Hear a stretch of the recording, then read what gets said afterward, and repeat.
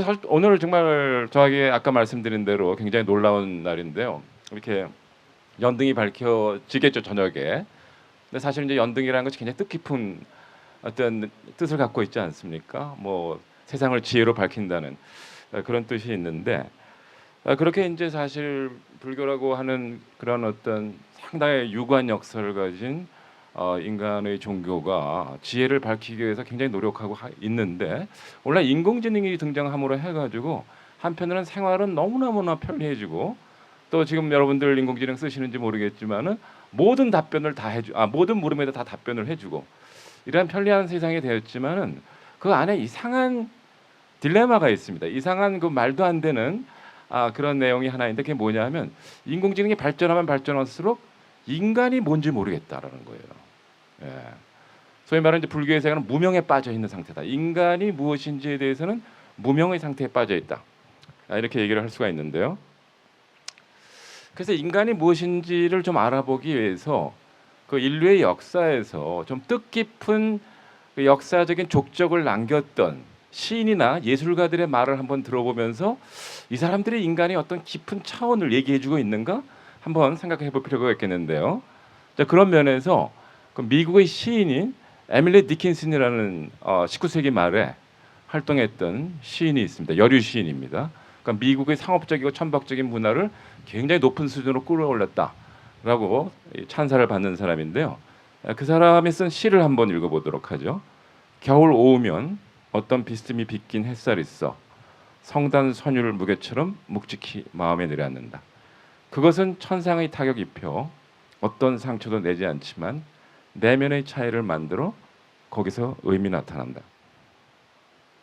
하늘에서 보내온 장엄한 고통, 그것이 올 때 풍경은 귀 기울이고 구림자들은 숨죽인다. 여러분들 혹시 이런 경험 해보셨나요? 겨울에 홀로 있는데 갑자기 추운 겨울에 따뜻한 햇빛이 들어오면서 우리에게 어떤 감동을 전달했던 그런 경험이 있으신지 모르겠어요. 사실 이제 인간이라는 것이 매우 놀라운 어떤 능력을 가지고 있다고 할 수 있는데, 이 빛이라든지 이런 거는 어떻게 보면은 물리적 현상에 불과합니다. 그럼에도 불구하고 어떤 장소에서 또 어떤 때 우리가 그 빛을 만났을 때 굉장히 감동을 받고 거기서 어떤 사물의 뜻깊은 어떤 차원을 발견하는 경우가 있어요. 근데 그걸 지금 얘기하고 있는 건데, 오늘은 축제 같은 분위기이기 때문에 이렇지만 여러분들이 홀로 정말 조용히 산사에 들어왔을 때 그때 느끼는 어떤 아주 묘한 경험이 있을 겁니다. 자신의 삶을 되돌아보기도 하고, 또 내가 살아왔던 삶이라는 것이 어떠한 것인가라는 것에 대해서 한번 성찰해 보기도 하고, 이런 기회가 있을 텐데요. 뭐 에밀리 디킨슨도 역시 어떤 겨울에 고독한 순간에 창문으로 들어오는 햇빛을 만나면서 그 빛을 단순히 뭐 과학식으로 얘기하면 뭐 입자나 파동이라고 얘기할 수 있는데, 그렇게 보지 않고 거기서 어떤 깊은 뜻을 발견을 했어요. 그래서 이제 그것을 우리가 한번 마음에 새길 필요가 있고요. 근데 서양의 그 시인만이 이런 것을 얘기했냐 하면 그렇지 않고, 우리가 잘 아는 한영은이라는 시인도 이런 시를 지었습니다. 바람도 없는 공중에 수직으로 파문을 내며 고요히 떨어지는 오동잎은 누구의 발자취입니까? 옛 탑이 고요한 하늘을 스치는 알 수 없는 향기는 누구의 입김입니까? 그칠 줄 모르고 타는 나의 가슴은 누구의 밤을 지키는 약한 등불입니까? 자, 이 에밀리 디킨스는 서양 사람이고요. 한양우는 이 동양 문화권에 속하는 한편으로는 또 시인이기도 하고 뭐 여러 가지 활동을 했던 분이죠. 이 두 사람의 특징은 뭐냐면 그냥 풍경을 자연 현상으로 보지 않고 물리 현상으로 보지 않고 거기서 어떤 사물이 떨리는 어떤 그 감동을 받았다는 거죠. 우리 몸 전체를 떨게 하는 어떤 감동을 받고 있다는 것이 이 두 시인의 특징이라고 얘기를 할 수가 있습니다.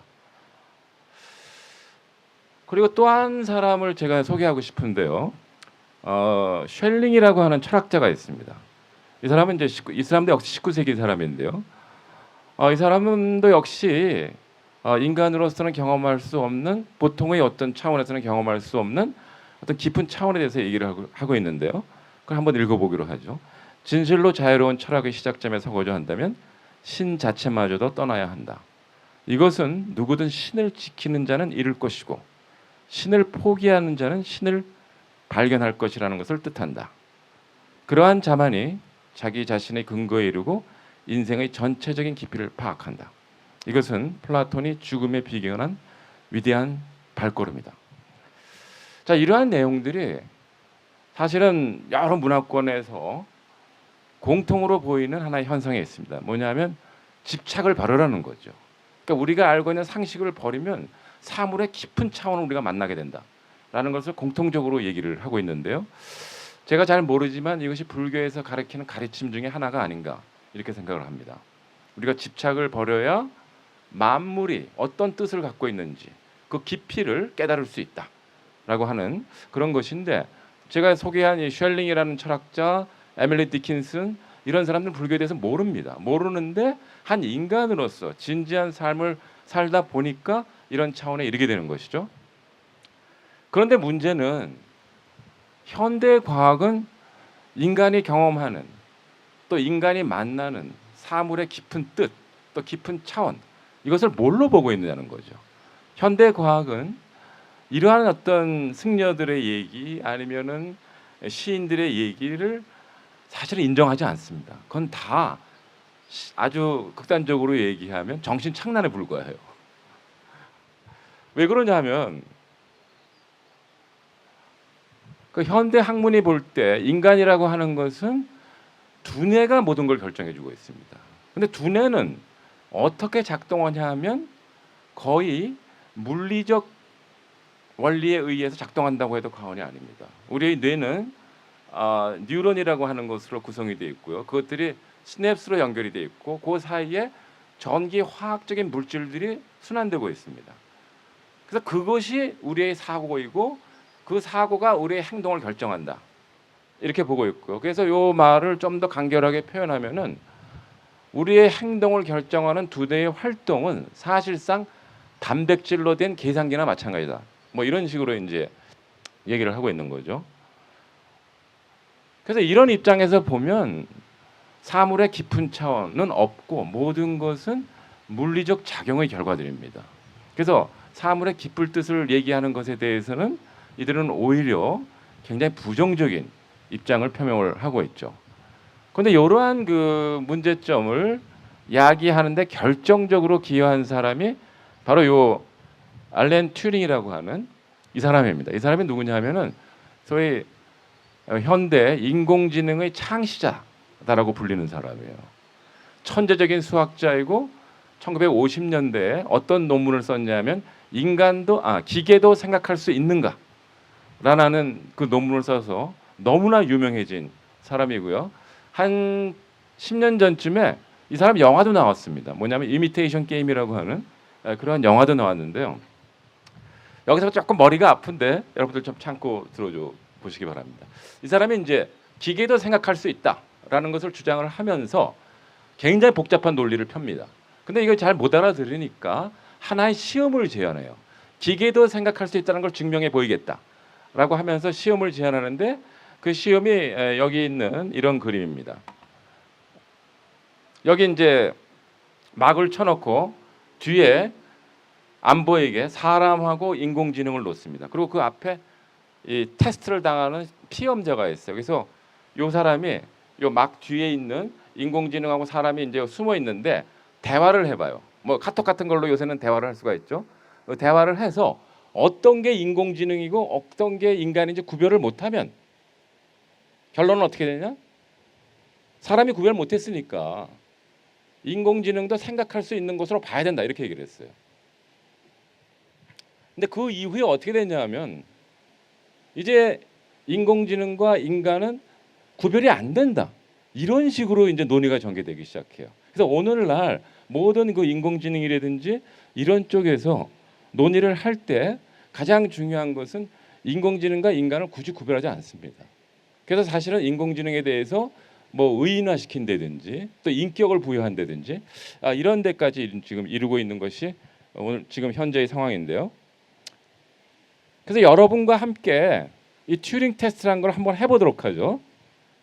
자, 튜링 테스트라는 건 뭐라 하면은 인공지능이 예를 들어서 대화를 하는 것과 아니면 인공지능이 여기서 이제 제가 시를 보여드릴 텐데 쓴 시와 인간이 쓴 시를 구별 못하면 인공지능도 시를 쓸 수 있는 능력이 있다. 이렇게 얘기를 해야 되는 거죠. 한번 보겠습니다. 한쪽은 지금 우리가 잘 아는 윤동주가 쓴 거예요. 한쪽은 인공지능이 쓴 겁니다. 여러분들 어떤 게 윤동주고 어떤 게 인공지능 구별하실 수 있으시겠어요? 제가 한번 읽어보겠습니다. 그 한 부분만 발췌해서 읽어보죠. 봄은 다가오고 동경 어느 조용한 하숙방에서 옛거리의 남은 날을 희망과 사랑처럼 그리워한다. 그 다음은 사랑하는 사람의 손길이 나의 얼굴을 감싸며 밤이 갈수록 나의 아픔은 깊어지고 새벽의 노을이 떠오르며 나는 깨어난다.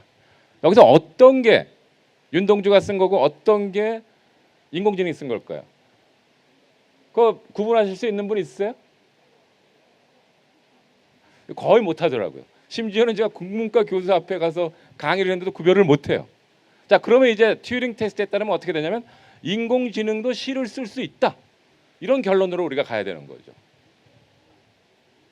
자, 그래서 일반적으로 우리는 이제 시를 어떻게 쓴다 그러죠? 시혼이 있어야 시를 쓴다 그러잖아요.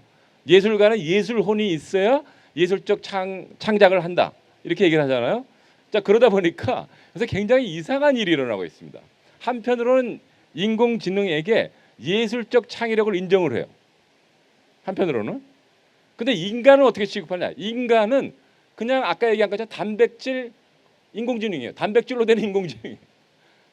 인간도 역시 인공지능과 똑같은 방식으로 계산적으로 모든 걸 처리한다. 예? 예. 근데 인공지능은 실리콘으로 이렇게 구성이 돼 있잖아. 인간은 단백질로 구성돼 있다. 이렇게 얘기를 했어요. 그래서 오히려 인간에게는 종래 우리가 예술에 기대했던 그러한 어떤 창의력 같은 것을 우리가 인정을 안 하고 있습니다. 그러나 반대로 또 인공지능에게는 예술적 창의력을 인정을 하는 이런 어떤 이중적인 왜곡이 일어나고 있는데요. 그 대표적인 경우가 한편으로는 인공지능을 인격화하는 겁니다. 그래서 심지어는 이런 것까지 나와요. 미래에는 인간과 인공지능이 결혼을 해야 된다. 왜? 인공지능은 또 하나의 인격이니까. 뭐 이런 얘기까지 나오고 있습니다. 그게 바로 이제 또 한편으로는 그런데 인간은 알고 봤더니 인간의 두뇌를 연구해 봤더니 사실상 이걸 전문적인 용어로 하면 그 룰 베이스드 심볼 프로세싱이라고 그러는데요. 규칙에 따라서 기호를 처리하고 있을 뿐이다. 정보를 처리하고 있을 뿐이다. 이제 이렇게 얘기를 하고 있습니다. 그리고 이러한 입장을 가장 앞서서 밀고 나가는 것이 재고주의라고 하는 철학적인 입장입니다. 이거는 이제 UCLA에 있는 철학자이면서 신경생리학자인 사람들이 주장하는 건데요. 이건 뭐냐면 인간들이 얘기하고 있었던 사랑, 뭐 그 다음에 무슨 의미, 깨달음, 뭐 이런 거는 사실은 전부 비과학적인 것이기 때문에 이런 개념들은 다 제거해버리고 모든 것을 두뇌의 호르몬 작용 내지는 두뇌의 전기시교 작용으로 그야말로 번역해서 설명해야 된다라고 하는 겁니다. 이제 그러니까 사랑이란 말은 원래 없고 모든 것은 에스트로겐 작용이다. 뭐 이렇게 되는 거죠. 여러분들 그렇게 믿으세요? 남성성이라는 건 따로 없고 뭐죠? 테트로 갑자기 내 이름이 생각이 안 나네. 그 호르몬 남성성이라는 건 따로 없다. 다 그 호르몬 작용이다. 라고 하는 이런 입장입니다. 그래서 미래에는 인간들이 썼던 그 비과학적인 개념들은 다 제거되고 모든 것이 과학적으로 설명될 것이고 설명돼야 된다라는 것이 이제 재고주의 입장이라고 얘기를 할 수가 있습니다. 자, 그런데 우리가 최소한 이러한 이상한 이중 왜곡에 빠지지 않으려면 인공지능이 어떻게 시를 쓰는가 이건 좀 알아야 됩니다. 인공지능은 사실 시를 쓰는 게 아니라 전부 계산하는 겁니다. 근데 이제 제일 중요한 게 인공지능에서는 이 벡터리제이션이라고 해가지고 여러분들 이렇게 좌표축에 모든 단어를 갖다가 다 좌표화시키는 겁니다. 일단은 좌표화시켜요. 그래서 여기 보이는 것처럼 좌표축에다가 모든 단어를 수치화시켜서 배열을 합니다. 그 다음에 그 단어들이 얼만큼 빈도수로 자주 A라는 단어 다음에 B라는 단어가 출현하는가, 이걸 확률적으로 계산을 해요. 그 다음에 오류를 다 수정한 다음에 그걸 함수식으로 만드는 겁니다. 그래서 인공지능은 C를 쓰는 게 아니라 계산을 하는 거예요. 그럼 윤동주는 어떻게 C를 썼을까요? 자, 우리가 너무 사랑하는 시죠. 죽는 날까지 하늘을 우러러 한 점의 부끄러움 없기를, 나는 잎새에 있는 바람에도 괴로워하다. 윤동주도 이 시를 전부 좌표측에 단어를 옮겨놓고 확률적으로 계산하고 이래서 썼을까요? 아니죠. 왜 썼을까요? 윤동주는 일제 강점기를 살던 조선의 청년이었습니다. 그래서 늘 나는 이 상황에서, 이 역사적 상황에서 어떻게 행동할까에 대해서 늘 고민에 빠져 있었던 청년이에요. 특히 하늘을 바라보면서 내가 이렇게 살고 있는 게 올바른가 라고 하는 것을 끊임없이 반성했던 정말 조선의 청년이었죠. 그래서 이 시를 쓴 겁니다. 이 얘기는 뭐냐 하면, 인간이라고 하는 것은 가만히 보면 윤동주는 특별한 인간이 아니라 모든 인간은 어떤 역사적 상황으로 태어납니다. 지금 우리는 어떤 역사적 상황에 처해 있냐면은 인공지능이 우리의 일자리를 뺏을까 말까, 이러한 우리에게 고민을 던져주는 이러한 역사적 상황에 빠져 있습니다. 그래서 심지어 이런 정말 선사 산골에 있는 이런 조용한 절에서도 지금 인공지능에 대해서 우리가 생각을 하고 있는 거 아니에요. 이게 우리가 가지고 있는 시대적 고민입니다. 그러니까 어떠한 인간도 시대적 고민으로부터 자유로울 수가 없어요. 시대적 고민으로부터 자유로울 수 없는데 무시하는 경우가 있죠. 아니, 난 몰라. 무시하는 경우를 살고 있죠. 그러니까 중요한 것은 모든 인간은 역사적 상황 안으로 태어나서 시대의 고민을 끌어안고 산다. 그리고 윤동주가 그걸 증언해주고 있는 거예요. 근데 인공지능은 시대적 역사적 상황 안에 태어날 수 있을까요? 못 태어납니다. 왜냐하면 인공지능은 만들어지는 거죠. 그 시대적 고민이 있을까요? 없습니다. 그래서 우리가 여기서 인공지능과 그 인간의 차이가 무엇인지를 윤동주의 시를 통해서 어느 정도 암시를 받을 수 있다라고 하는 것이고요. 이제 역시 서양 철학자 밥게, 그러면 튜링 테스트라고 하는 것은 어떤 문제점을 갖고 있는가라는 것을 좀 이렇게 논리적으로 논파해 보겠습니다. 그러니까 튜링이 쓴 논문을 읽으면 너무나 어려워요. 그 튜링이 너무 천재니까 모든 사람들이 튜링에 대해서 비판할 생각을 안 합니다. 그런데 튜링 테스트를 가만히 보면 좀 어처구니가 없는 이 테스트입니다. 자, 아까 말씀드린 대로 여기 이제 인간이 좀 테스트를 받고 있는 거죠. 막으로 가려놓고 한쪽은 인공지능이고 한쪽은 인간입니다. 그러니까 대화를 했는데 구별을 못하겠다. 너무나 다 인간처럼 얘기를 하고 있기 때문에, 그래서 구별을 못하고 있다는 거예요. 그러면 이제 튜링은 뭐라 그랬습니까? 우리가 구별을 못하기 때문에 기계가 인간처럼 생각하는 거 있다고 봐야 된다는 거예요. 기계도 생각한다. 근데 이건 어떠한 테스트하고 똑같냐면 이거하고 똑같았습니다. 예를 들어서 로봇개하고 살아있는 개를 놔둬요. 근데 살아있는 개가 로봇개를 진짜 개인 줄 알고 같이 놀아요. 그러면 튜링 테스트의 논리에 따르면 어떻게 되냐면은 이 살아있는 개가 로봇개를 살아있는 개로 알고 있으니까, 살아있는 개와 로봇개를 구별을 못하니까 로봇개도 살아있는 개로 봐야 된다는 거예요. 그런 논리입니다. 이해가 되시나요? 요걸 조금 어려워하시더라고요. 근데 너무나 쉬운 예가 있습니다. 이거는 사실 우리가 잘 보는 예능 프로하고 논리적 구조가 똑같아요. 뭐냐면 히든싱어입니다. 여러분들 히든싱어라는 걸 보세요. 히든싱어가 바로 똑같습니다. 튜링 테스트하고. 여기에 원조 가수가 있고 여기에 모창 가수가 있는데 막을 가려놨어요. 그다음에 방청객이 있고 노래를 불러서 누가 진짜고 누가 가짜인지 구별해봐라. 근데 가끔 원조 가수를 오히려 모창 가수로 판정하는 경우가 있습니다. 그 일을 당한 사람이 누구죠? B가 당했습니다. B가 나왔다가 개망신을 당하고 갔어요. 근데 B가 굉장히 놀래요. 왜 놀랄까요? 이게 중요합니다. 제가 튜링 테스트를 우습게 만들기 위해서 하는 얘기가 아니라 여기서 B가 당황한 이유를 우리가 알면은 인간이라는 게 뭔지 알 수가 있어요. 왜 그럴까요? 나는 유일한 존재예요. 나는 또 있을 수가 없어요. 불교에서 하는 천상천하 유호독존이라는 말처럼 나는 역사상 과거에 있어 본 적도 없고 앞으로도 있을 수가 없는 존재입니다. 예? 그래서 이 한나 아렌트라고 하는 여성 철학자가 인간을 이렇게 정의했어요. 인간은 기적이다. 과거에도 없고 앞으로도 없을 유일한 존재의 탄생이다. 그러니까 모든 인간은 기적적인 존재고 한 인간이 탄생한다는 것은 항상 새로운 출발을 알리는 것이다. 자, 그런 의미에서 한나 아렌트는 뭐라고 했냐면 예수님의 탄생만이 기적이 아니라 인간 개개인의 탄생이 다 기적이다.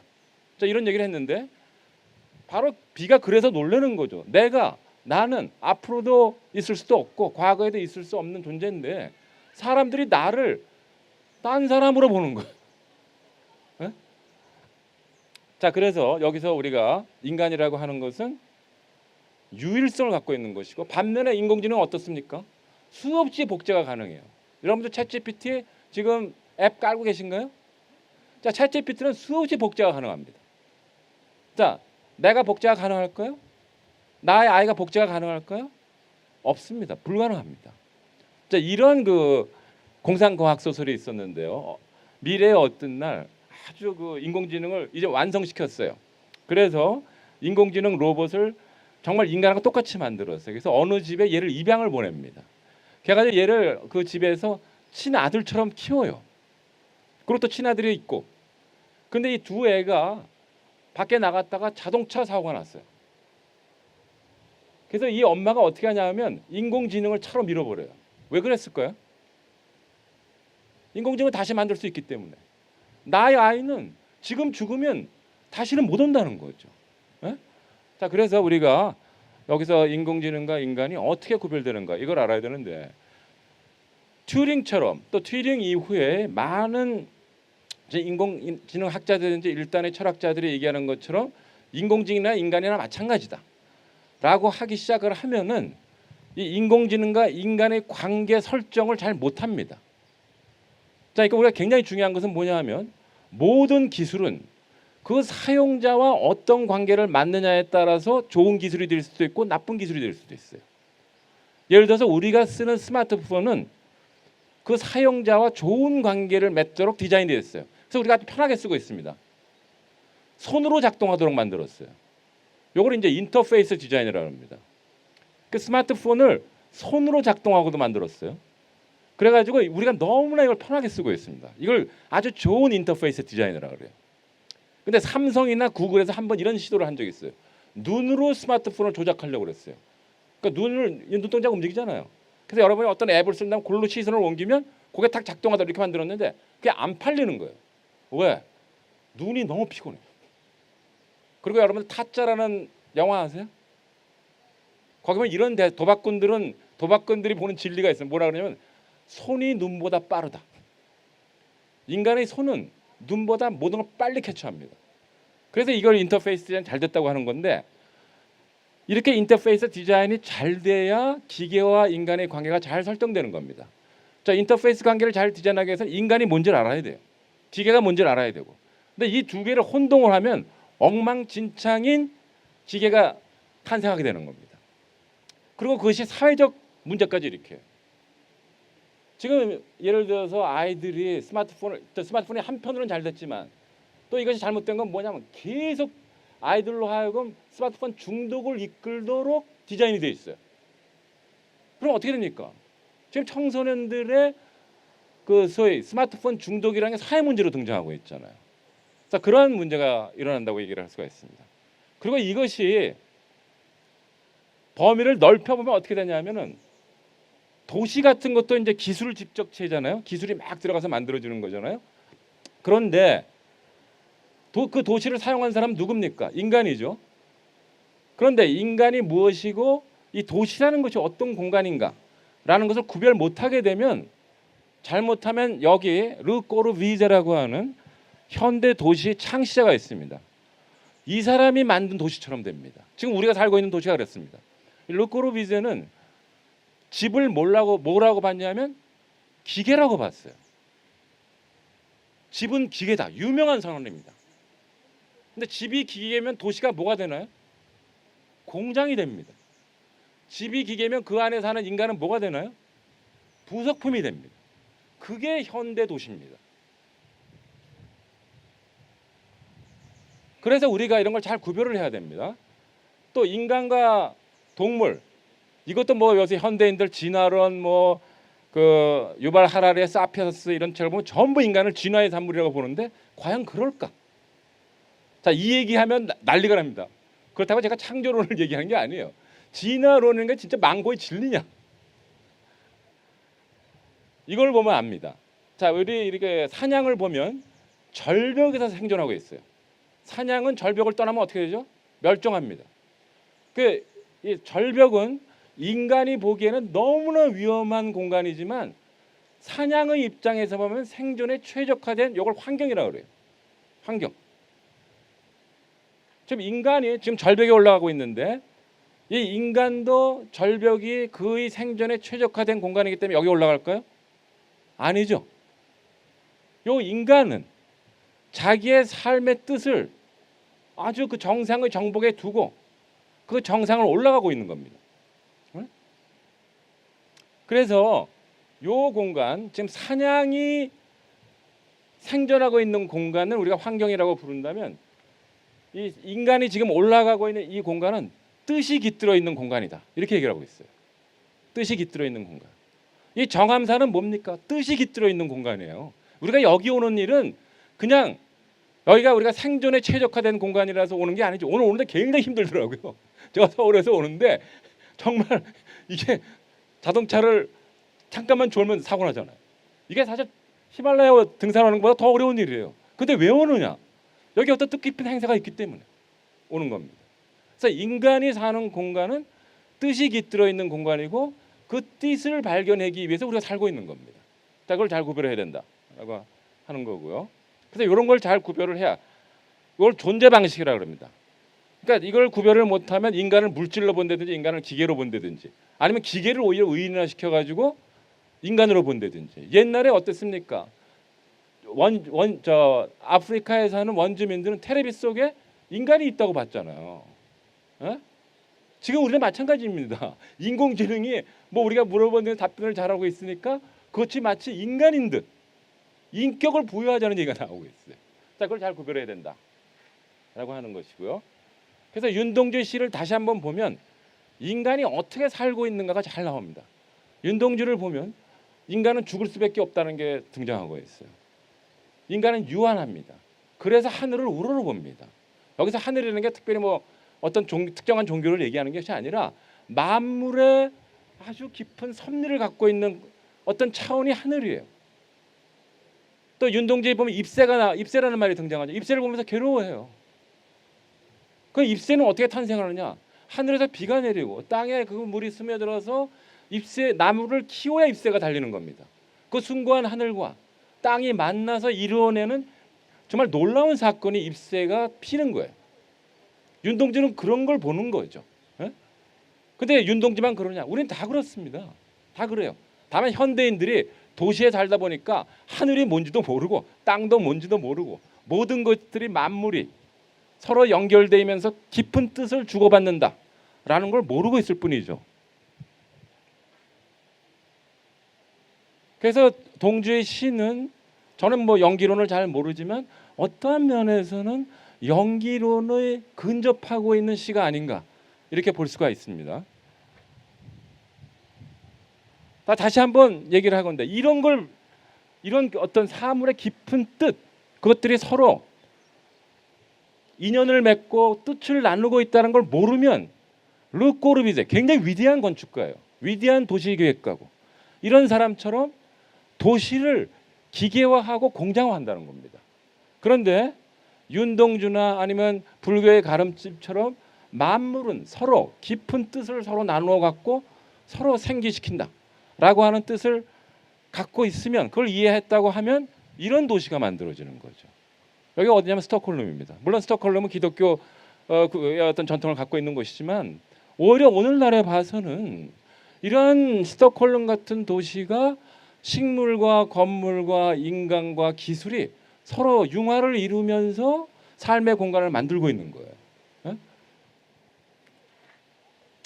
자, 그래서 마지막으로 일론 머스크한테 이제 좀 불교를 가르치면 어떨까 이렇게 생각해요. 일론 머스크는 굉장히 위대한 기업가이고 기술에 대해서 너무나 잘 이해하고 있는 사람입니다. 그리고 기술을 사업화시켜서 돈을 번다는 건 너무나 힘든 일입니다. 이거는. 그러면 다 성공한 거예요. 그래서 이 시대의 영웅이라고 감히 저는 일컬을 수 있고 그런 면에서 당연히 존경받아야 된다고 생각을 해요. 그러나 다른 한편은 너무나 허점이 많아요. 일론 머스크는 그래서 치열하게 비판받아야 됩니다. 왜냐하면 이 사람이 시대를 이끌어낸 영웅이기 때문에 우리를 절벽으로 끌고 갈 수도 있어요. 그래서 철저히 비판을 받아야 되는데 일론 머스크가 개발한 요새 최고의 기술이 뭡니까? 자율주행이잖아요. 그걸 통해서 로봇 택시라는 걸 지금 만들려고 했잖아요. 그거를 일론 머스크는 계속 뭐만 강조하냐면 스스로 움직이는 자동차. 그 성능을 최고조로 높이는 것이 일론 머스크의 목적이에요. 그런데 가만히 보면은 하나의 자동차가 어떤 방식으로 운행되는가는 우리가 살고 있는 도시 구조를 바꿉니다. 도시 구조를 바꿔요. 자, 우리는 모두 지금 자가용을 몰고 또 눈으로 어마어마하게 많은 그 교통 표지를 보면서 운전을 하고 있어요. 그럼 우리 도시는 점점 어떻게 돼가냐? 이런 모습이 돼가죠. 어마어마하게 많은 교통 표지판, 수없이 많은 도중 자동차. 근데 우리가 자율 자동차가 성공을 하고 그것이 로봇 택시화 되면 어떻게 할까요? 자광이 별로 필요 없습니다. 자광이 별로 필요 없어요. 그냥 부르면 차가 우리가 자가용을 보면은 하루에 한 20시간은 그냥 놔둬요. 4시간 정도만 운행합니다. 예? 예. 사실 불필요한 거예요. 저도 오늘 뭐 차를 몰고 왔지만 사실 불필요한 거예요. 근데 로봇 택시가 되면 어떤가요? 우리가 필요할 때 부르면 됩니다. 그러면 어떻게 되느냐? 자동차의 수가 줄어들어요. 자, 자동차의 수가 줄어들면 어떻게 되느냐면 여기가 이제 4개의 그림이 나오는데 여러분들 보이시는데 자가용을 다 몰고 모두가 이 자가용 문화가 있을 때는 도로가 이렇게 꽉 차버립니다. 그리고 요 옆에처럼 자전거를 몰고 다니면 도로의 점유율이 요거밖에 안 돼요. 또 우리가 이런 트램이나 이런 전차를 타고 다니면 요 2량만 있으면 됩니다. 똑같은 인원수가. 자, 그래서 우리가 자가용이란 문화를 벗어나기 시작하면 어떻게 되느냐? 도로가 많이 필요 없다는 거죠. 도로가 많이 필요 없어집니다.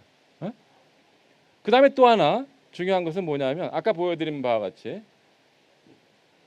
인간이 운전하려면 또 차가 점점 많아지면 온갖 교통 표지판이 다 등장합니다. 인간은 전부 이거를 눈으로 보고 판단을 해야 돼요. 근데 자율자동차가 들어오기 시작하면 어떻게 되냐면 전부 디지털 신호로 정지, 뭐 멈춤, 뭐 좌회전, 우회전을 다 디지털 신호로 교환을 할 수가 있습니다. 그 얘기는 뭐냐면 표지판이 필요 없다는 거죠. 그럼 도시가 어떻게 되느냐? 차로 줄어들고 교통 표지판이 필요 없습니다. 이렇게 됩니다. 그 도로가 필요 없기 때문에 점점 어떻게 되느냐? 주차장이 필요 없어져요. 즉 파킹 랏이라고 그러잖아요. 주차장을.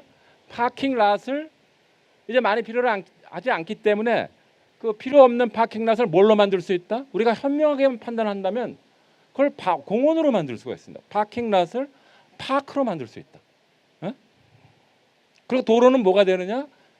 그러니까 이제 도시 우리는 뭐 캠핑 가러 운전하고 엄청나게 많이 가야지만 도시에서도 캠핑을 할 수 있어요. 이제는. 예. 그 다음에 도로는 어떻게 되니까 전부 축소돼요. 그 남는 공간에 이렇게 식물을 심으면 어떻게 됩니까? 도로는 지금 뭡니까? 물류 배송 시스템이에요. 전부 수송로입니다. 물자를 수송시키고 인간을 수송하는 수송로지만 이렇게 되면 뭐가 됩니까? 일종의 녹색 동맥이 되는 거죠. 응? 자, 그래서 이렇게 되면은 우리가 그야말로 머스크가 불교를 제대로 이해해서 만물은 서로 깊은 뜻을 나누고 그래서 결국 같이 숨을 쉬고 있다. 원래 이제 숨이라는 것도 동양에서도 마찬가지지만 서양에서도 푸뉴마라 그래가지고 그냥 산소를 호흡하는 게 아닙니다. 우리 명상을 할 때 이렇게 호흡이 굉장히 중요하잖아요. 그건 뭐냐면은 숨이라고 하는 것은 육체적인 것부터 우리의 가장 높은 수준의 영적 차원까지를 다 포괄하고 있는 겁니다. 숨이라는 것. 그래서 도시가 이제 숨 쉴 수 있는 도시가 되는 거죠. 숨. 네? 예. 그 숨은 그냥 산소 호흡이 아니다. 영적인 차원까지를 보살피는 그런 어떤 도시가 될 수도 있다는 겁니다. 그래서 우리가 점점 더 이런 걸 기회로 해서 현대 도시가 르꼬르비제를 통해 가지고 인간의 집을 기계로 이해하고 그래서 도시는 공장으로 만들어 버렸다면 이제 도시는 숨을 쉬어야 된다는 각성이 일기 시작을 했다고 한다면 그리고 그 숨은 인간의 육체부터 가장 높은 그야말로 깨달음의 차원까지를 다 포섭하는 것이다 라고 한다면 도시는 식물을 통해서 그런 걸 구현시킬 수 있다는 거죠.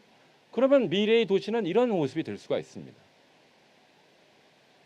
이게 이제 2050년에 런던 같은 것이 꿈꾸고 있는 도시의 모습이에요.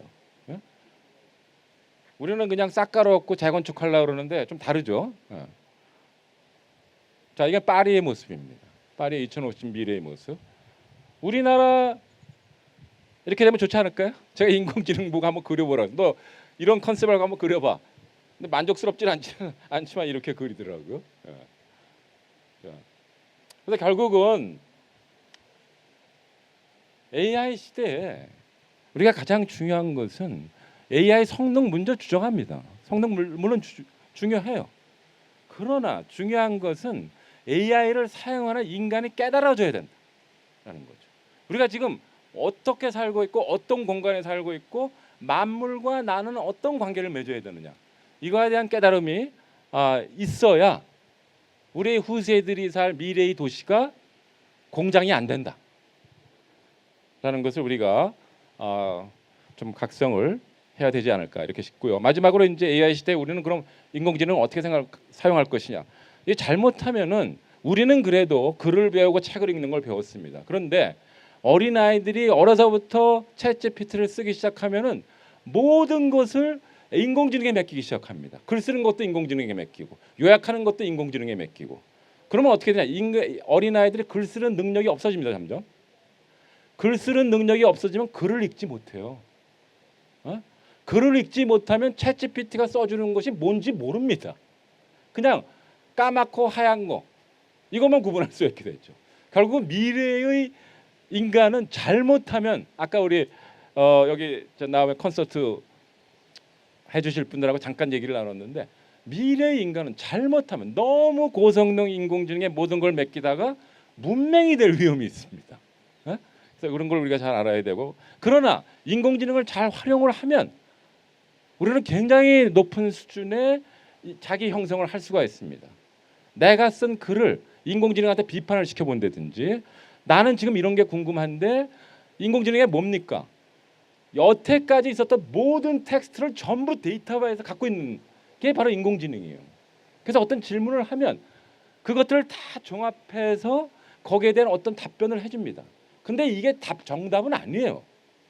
그럴 때 우리는 어떻게 되느냐? 그걸 또 우리가 비판할 수가 있어야 됩니다. 그걸 또 우리가 해석할 수가 있어야 됩니다. 이러다 보면 인공지능하고 내가 관계를 잘 맺고 서로 협응을 하면서 내가 발전할 수가 있습니다. 마치 이런 그 피칭 머신이라고 있죠. 피칭 머신이 뭡니까? 이 타자들이 투수가 계속 공을 던져줄 수 없을 때 대신해 주는 거란 말이에요. 그러면서 타자의 타율을 높일 수 있는 방식으로 훈련을 도와주는 거와 마찬가지로 여러분의 생각의 근육을 키우기 위해서 인공지능을 활용해야지 인공지능의 모든 걸 의탁해서 나를 대신해 준다. 그래서 에이전틱 AI라는 게 유행하고 있는데 이게 앞으로의 기술이라고 그러는데 에이전틱 AI가 위험한 것은 뭐냐면 우리는 점점 퇴화할 수 있다는 거죠. 잘못하면. 그래서 우리의 생각의 주도권은 우리에게 있다. 그리고 그 생각을 우리가 아주 진정하게 연마하면 깨달음에 도달할 수 있다라고 하는 그러한 어떤 희망을 우리는 포기하면 안 된다라는 것을 말씀을 드리면서 마지막으로 인공지능의 시대에 우리가 함양해야 될 네 가지 능력만 말씀드립니다. 하나는 자기의 고유한 전문성을 가져야 돼요. 이 전문성이라는 게 변호사가 되자 대학 교수가 되자가 아닙니다. 자기가 가장 잘하고 이 잘하는 일이 가장 좋은 가치로 사회에 공유될 수 있는 거 그거를 향해서 끝없이 재미있게 해야 되는 거예요. 그래서 제가 얼마 전에 반칭학이라고 하는 이 영화가 나왔다 그러더라고요. 이게 뭐냐 하면은 집에 들어앉아서 육아하는 아빠예요. 근데 이 아빠가 여기 왜 들어앉았냐면은 자기네 애 키우는 게 너무 재밌다는 거예요. 어? 그래서 이 집안은 가부장이 없는 집안이에요. 애들 데리고 너무 잘 놀고 평생 돈 안 벌어요. 누가 해주냐? 부인이 해줘요. 그런데 이 사람은 거기에 대해서 아무런 열등감 안 가져요. 내가 가장 잘할 수 있는 이거고 이걸 통해서 나는 중요한 사회적 가치를 만들고 있다. 어? 아이를 키운다는 것이 얼마나 행복한 일인가를 사회적으로 전파하고 있어요.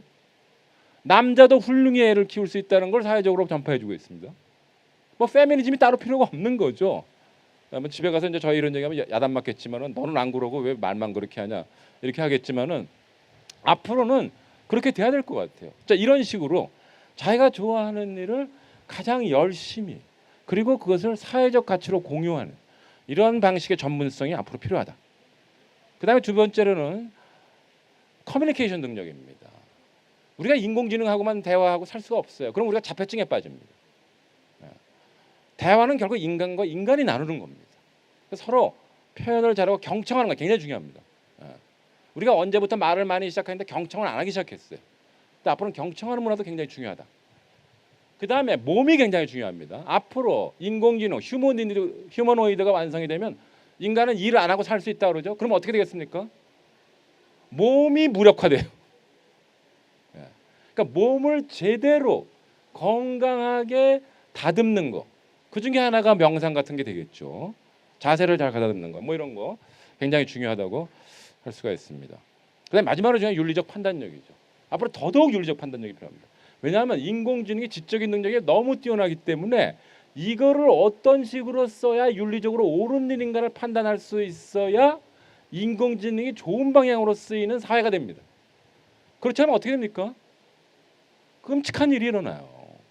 결과적으로 뭐냐? 인공지능의 잘못이 아니라 인간이 윤리적 판단력을 잘 못 가지면 일어날 위험한 일들이에요. 그래서 인간이 결국은 윤리적 판단력을 통해 윤리적 판단할 수 있는 깨달음을 가져야 되고 그래서 사실상 마지막으로 한마디만 붙이겠습니다. 오늘날의 위기는 인공지능의 성능의 고도화되는 것이 아니라 인간이 스스로를 기계로 자꾸 이해하는 거예요. 모든 것을 효율적인 것으로만 생각하는 거. 이것을 넘어서야 인공지능과 함께 좋은 미래로 갈 수 있다라는 것을 말씀을 드리면서 다시 한번 제 지루한 강의를 들어주신 거 감사를 표하고요. 곧 이어서 훌륭한 콘서트가 있을 테니까 거기서 마음껏 즐기십시오. 감사합니다.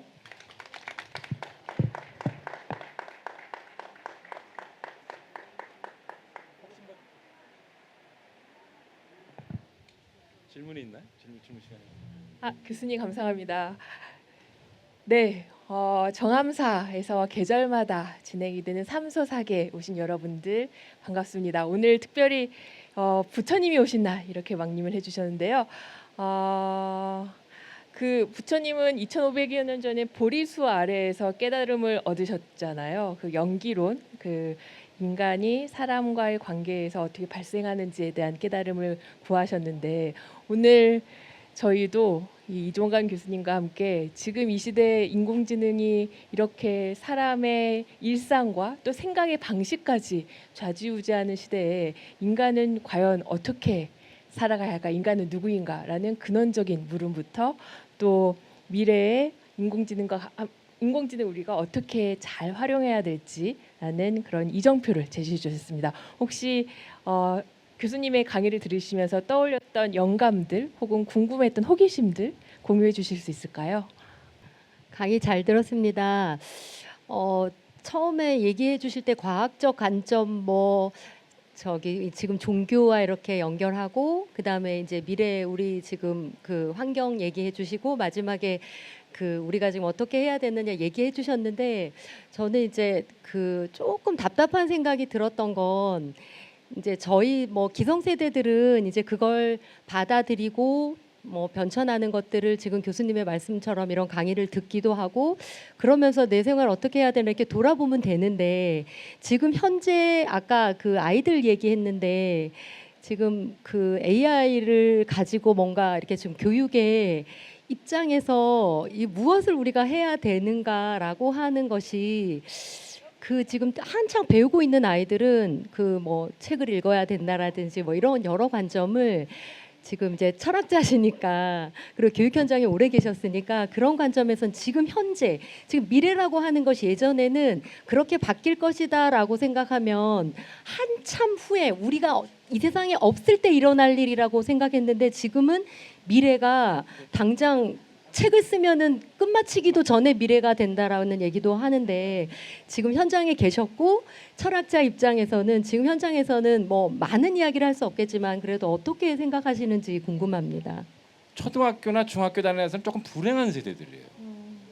인공지능을 급속히 발전시켜야 되는 사회적 압박감에 시달리고 있고 그래서 다른 교육을 못 받습니다. 근데 요게 지나면 우리가 인공지능을 어떻게 현명하게 활용할 것이냐 이 교육이 이제 중요하게 될 것인데 이들을 희생자로 만들지 않기 위해서는 한편으로는 인공지능을 잘 이해시키는 게 중요합니다. 그래야 인공지능에 대한 막연한 우상화가 안 생깁니다. 그 다음에 동시에 아까 말씀드린 대로 아까도 우리 저기 모임에서 잠깐 얘기를 했는데 딥러닝을 이기는 유일한 방법은 딥싱킹이고 딥리딩이다 이런 얘기를 해요. 그러니까 요새 애들처럼 쇼폼만 보고 이렇게 되면은 결국은 어떻게 되느냐? 긴 글을 읽을지를 모릅니다. 그럼 점점 어떻게 되냐 하면 독서력과 독해력이 떨어져요. 아예 책을 버리게 됩니다. 그렇게 되면 아까 얘기한 것처럼 글 자체를 이해하지 못하는 이미지만 갖고 얘기를 하게 되는 그런 결과가 이르기 때문에 사실은 지금 우리가 좀 정신을 차려서 어렸을 때부터라도 독서 교육을 잘 시켜야 되는데 중요한 것은 독서를 강요하지 말라는 거예요. 만화도 좋으니까 일단 네가 좋아하는 책을 읽어라라는 거죠. 저는 그래요. 저도 한 10년 전에 양자역학을 배워야 되겠다고 생각을 해가지고 초등학교 전과부터 보기 시작했어요. 자기가 모르는 거는 인정을 하고 거기서부터 따라가야 돼요. 그러니까 자꾸 우리는 이제 어려운 책을 갖고 아이들한테 읽기야 독해력이 는다고 생각 그렇지 않습니다. 책이 내 삶의 일부가 되는 거 그게 굉장히 중요하기 때문에 그런 방식으로 독서 교육을 시키는 것이 앞으로 중요해야 될 것이다 이렇게 생각합니다. 강연 잘 들었고요. 좀 좀 더 그 제가 평소에 교수님께서 쓰신 글을 보면서 좀 질문하고 싶었던 건 뭐냐면요. 그 인간이 점점 그 기계가 된다는 게 그걸 닮아간다는 게 아니라 인간 자체의 어떤 기계 장치를 막 도입하고 있잖아요. 팔다리는 물론이고 이제 이 내 장기 같은 경우는 이미 많이 진행이 되는 것 같기도 하고요. 그다음에 좀 더 가면은 이제 뇌까지 지금 생각을 하고 있는데 아까 일론 머스크도 그렇게 얘기를 하셨잖아요. 일론 머스크는 칩 같은 경우도 이제 그렇죠. 개발을 한다는 것도 얘기를 했는데 그렇게 돼가지고 하면은 그 뭐 팔다리 이런 거는 뭐 힘이나 이렇게 해서 어떻게 뭐 좀 판단의 어떤 그 기준을 세울 수가 있겠는데 만약에 뇌가 이렇게 이식이 되고 그러면은 그때 의식이라는 문제가 인간과 기계를 가르는 어떤 기준점이 하나가 될 수 있는데 만약에 그게 현실화되면은 그때 인간의 존재라는 것은 어떤 것일까 그거에 대해서는 좀 명확하게 답변을 주신 분이 별로 없는 것 같거든요. 네, 교수님 한번 의견을 듣고 싶습니다. 굉장히 어려운 문제입니다. 사실은 이제 두 가지 문제가 있습니다. 기술적으로 그게 될 수 있을까라고 하는 문제하고 기술적으로 될 수 있어도 그걸 허용할까 이 두 가지 문제가 겹쳐가 있는데 일단 기술적으로 되기가 어렵다고 봅니다. 왜냐하면은 그 사이 칩을 통해 가지고 우리가 뇌에 칩을 이식을 시켜 가지고 뇌의 어떤 그 뉴런과 그 실리콘 칩이 서로 교환을 한다는 거는 사실 기본 여기서는 잠깐 말씀을 못 드렸는데 기본적인 물질 상태가 다르기 때문에 그것이 불가능할 거라고 주장하는 사람들이 또 있습니다. 그런 면에서 기술적으로는 논쟁거리라고 말씀을 드릴 수가 있고 두 번째는 아까 말씀드린 대로 인간이라고 하는 존재가 각자가 다 유일한 독보적인 존재라는 것에 우리 인간이라는 것이 인정을 받고 있는 거거든요.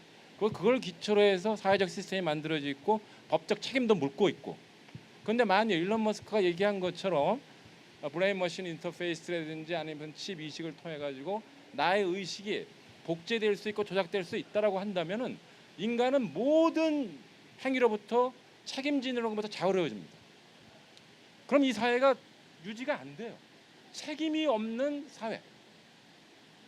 책임이 없는 사회. 예? 책임질 수 있는 존재가 없는 사회는 유지가 안 됩니다. 자, 그런 의미에서 두 가지 측면에서 기술적으로 완성이 될 수 있을까도 문제고, 된다고 하더라도 우리가 사회라는 것을 유지시키기 위해서는 인간 각자가 자기 행위의 주도권을 가지고 있다. 왜? 그는 절대 복제될 수 없는 존재이므로 그가 한 행위는 그가 책임져야 된다. 라고 하는 그 기반 위에 사회라는 것이 작동하고 있기 때문에 만약 그게 무너지는 경우에는 사회라는 것이 실종이 된다는 거죠. 그럼 대혼란이 일어날 수밖에 없다. 이렇게 말씀을 드릴 수가 있을 것 같습니다. 네, 교수님 오늘 이 호사로운 강의를 듣게 해주셔서 정말 감사합니다. 제가 이제 한 가지 아쉬운 것은 사실은 이제 우리 인간 사회가 욕망의 그런 분출기에 있잖아요. 그래서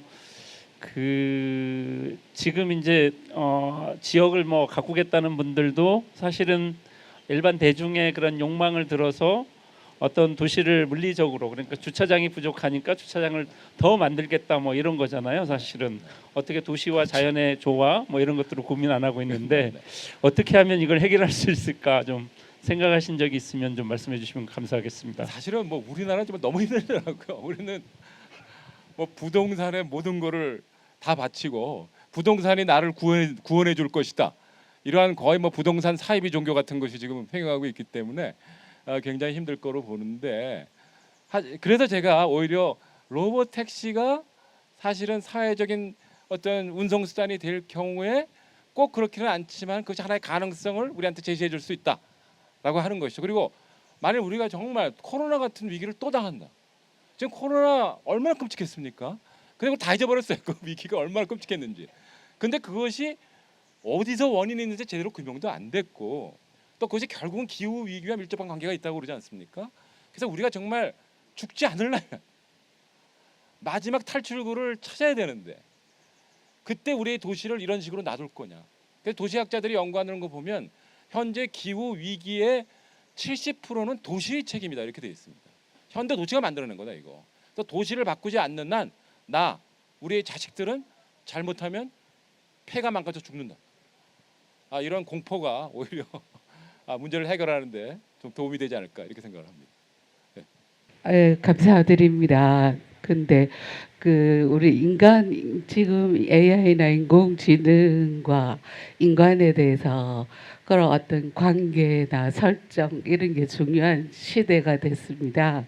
근데 인간이 할 수 있는 고유의 영역이 인공지능에게 불교를 물으면 교는 얘기를 아주 잘해요.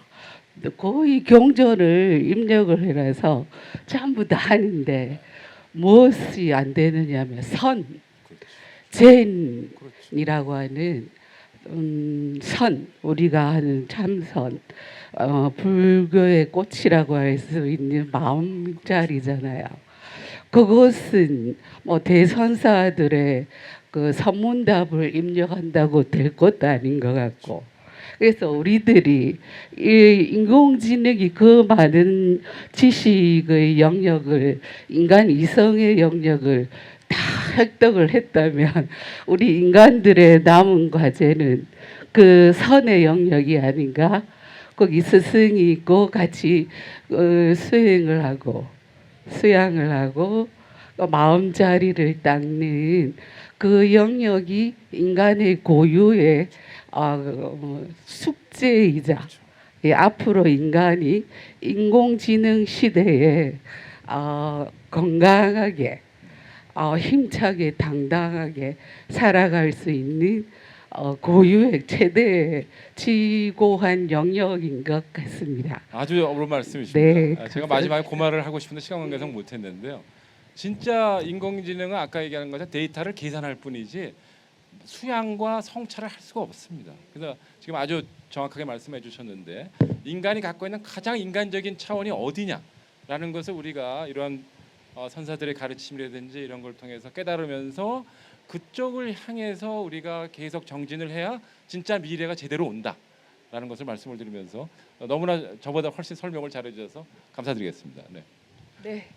자, 이렇게 나무 아래에서 우리에게 인공지능과 함께 살아가고 있는 이 인간 세상에 인간 존재가 지향해야 될 그 방향에 대해서 일깨워 주신 이종강 교수님께 따뜻한 감사의 박수 부탁드립니다. 네.